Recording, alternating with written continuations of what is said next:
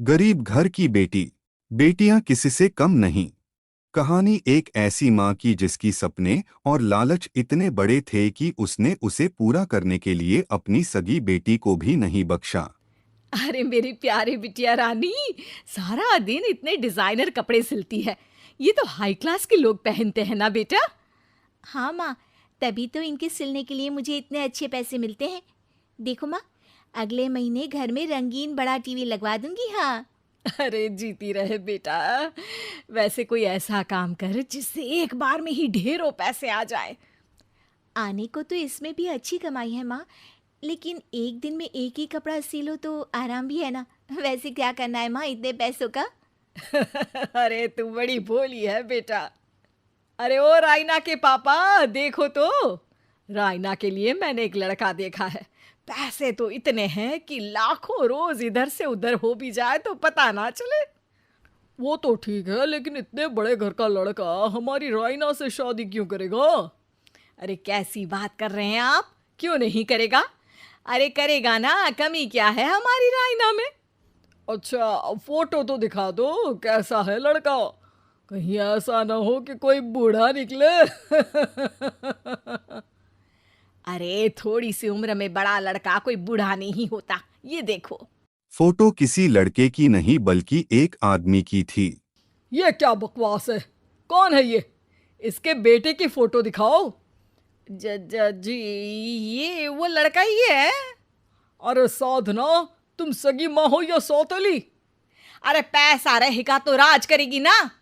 मेरे जीते जी मैं अपनी बेटी की शादी इतने बूढ़े आदमी से बिल्कुल नहीं करूंगा। जब मैं अपनी बेटी के लिए लड़का पसंद नहीं कर सकती तो मेरा इस घर में रहने का अधिकार ही नहीं है। जैसे ही वो जाने लगती है कि तभी रायना वहां आ जाती है। माँ, आप जहाँ बोलेंगी मैं वहाँ शादी कर लूंगी। आप कहीं मत जाइए। और फिर रायना की शादी अपने से 11 साल बड़े राधाराम से हो जाती है। शादी के बाद एक दिन अरे माँ, कैसे आना हुआ आपका? अरे बेटी, घर में आने के लिए कुछ सोचना होता है क्या? ये लो, पूरे 2 दर्जन केले हैं बेटा। शुक्रिया माँ। वैसे और बताइए। बेटा तेरे पापा की तबीयत खराब हो गई है और तू तो जानती है कि उनकी कमाई कितनी है। अगर तुझसे कुछ पैसों का इंतजाम हो जाए तो। माँ, मेरे पास पैसे कहाँ से आएंगे? अरे वाह बेटी, तू तो गिरगिट की तरह रंग बदल रही है। अरे तुझे पढ़ाया लिखाया, तेरी शादी में पैसा लगाया, अब तेरे मायके वालों को जरूरत है तो तू ऐसे जवाब देगी? अरे अरे माँ, ऐसे मत बोल। मेरी मुंह दिखाए में जो पैसे मिले थे ना, वो मैं तुझे दे देती हूँ। लेकिन अगली बार से आपको जब पैसों की ज़रूरत हो तो आप कुछ दिनों पहले ही बता देना। अरे ठीक है ठीक है, तो अभी से सुन ले, अगले महीने भी पैसों का इंतजाम करके रखना, मैं आकर ले जाऊंगी। तभी वहां रायना की सास आ जाती है। अरे अरे समधन जी, कैसे आना हुआ? और कुछ खाया पिया आपने? अब जी वो केले लाई हूँ पूरे 2 दर्जन। अब बेटी के ससुराल आना था तो खाली हाथ थोड़ी ना आती मैं। कोई बात नहीं बहन जी, आराम से बेटी से बात करिए, मैं और भी कुछ खाने को भिजवाती हूँ। सास के जाने के बाद साधना भी पैसे लेकर घर आ जाती है। अब दिन बीतते हैं। साधना हर महीने रायना की घर आती और पैसे लेकर चली जाती। लेकिन एक दिन अचानक रायना की सास का फोन साधना पर आता है। बहन जी, जैसे भी हो आप जल्दी से हमारे घर आ जाइए ना। हमारी बहू रायना को क्या हो गया है? न बोल रही है न हिल रही है। हैं? अरे मार तो नहीं डाला मेरी मासूम बेटी को? साफ साफ बोल देती हूँ, मेरी बेटी को कुछ भी हुआ होगा ना तो मैं तुम लोगों को कंगाल कर दूंगी, क्लेम कर दूंगी करोड़ों का। अरे क्या हुआ भाग्यवान, कहाँ से करोड़ों आ रहे हैं? अरे मार डाला हमारी बिटिया को उन लोगों ने। हैं? क्या बोल रही हो तुम? मैंने तो पहले ही बोला था कि लड़का ठीक नहीं है। दोनों रायना के घर पहुंचते हैं, जहां रायना का पति कहता है। अरे अरे आप डरिए नहीं, डॉक्टर ने कहा है कि वो अब खतरे से बाहर है। अरे पर वो खतरे में गई क्यों? अरे क्यों मेरी लड़की को मारने की कोशिश की गई? अरे वकील करूंगी बड़े से बड़ा और सबको सड़क पर ले आऊंगी। अरे सौम्या की माँ में इतनी हिम्मत है कि वो अपनी बेटी को पाल ले। रास्ते में ले आऊंगी तुम लोगों को। हाँ। अरे माता जी, लेकिन डॉक्टर की बात तो सुन लीजिए। नहीं नहीं, मुझे किसी की बात नहीं सुननी मेरी बेटी।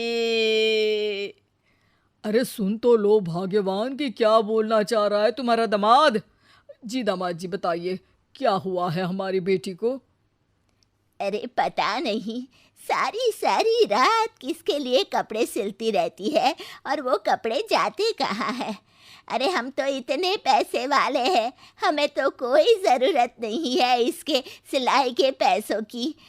मैंने तो कहा भी कि बिटिया अगर इतनी इच्छा है तो दिन में एक ड्रेस सिल लो, लेकिन मानी नहीं। आप ही की बेटी है, पूछिए आप, पूरे होश में है अब। हाँ। ये कहकर सास वहां से चली जाती है। अब कमरे में सिर्फ बेटी, माँ और पिता थे। बेटा, मैं तो जीते जी मर जाता अगर तुझे कुछ हो जाता तो। क्या बात है बेटा, ये लोग अच्छे नहीं, तेरा पति ठीक नहीं है बेटा। अरे नहीं नहीं पापा, ये तो साक्षात भगवान का रूप है। मेरी सास तो मेरा पूरा ख्याल रखती है। ये लोग बहुत अच्छे हैं पापा। अरे तो फिर क्या जरूरत पड़ गई मरने की। माँ, पता ही नहीं चला, सारी सारी रात काम करती रहती। आपको पैसे भी तो देने थे, लेकिन ये नहीं पता था कि सेहत खराब हो जाएगी। अरे पैसे देने थे तो सास से या पति से लेकर दे देती।